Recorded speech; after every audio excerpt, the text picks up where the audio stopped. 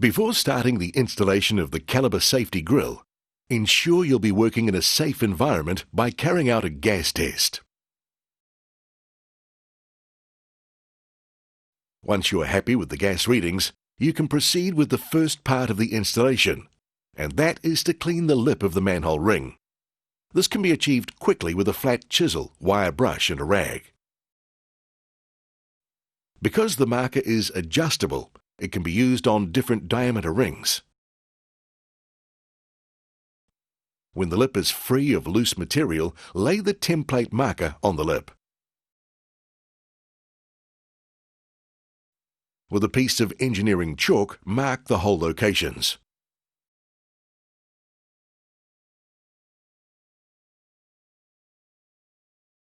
The lip now has 3 chalk marks.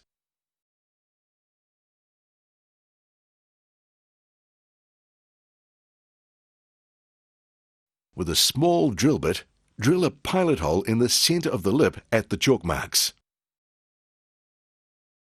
Using the pilot holes as a guide, drill through the lip with an 8.5mm drill bit at the 3 locations. It's now time to countersink the 3 8.5mm holes, so when the machine screws are placed in them, they sit flush with the surface of the lip. The 3 lugs are a short length of hexagonal bar, with a 16mm hole through the center with an 8mm threaded hole through one of the faces to accept a machine screw. Hold the lug under the 8.5mm hole with the threaded hole in the vertical position. Place the machine screw in the hole in the lip. Tighten using a T-bar, but making sure the 16mm hole is facing to the center. The manhole is now ready to accept the Calibre Safety Grill. With one hand holding the center of the grill on a slight angle, locate the fixed spigot into one of the lugs. Once that is achieved, lower the grill until it's level, then tighten the 2 stainless bolts so they also locate through the lugs.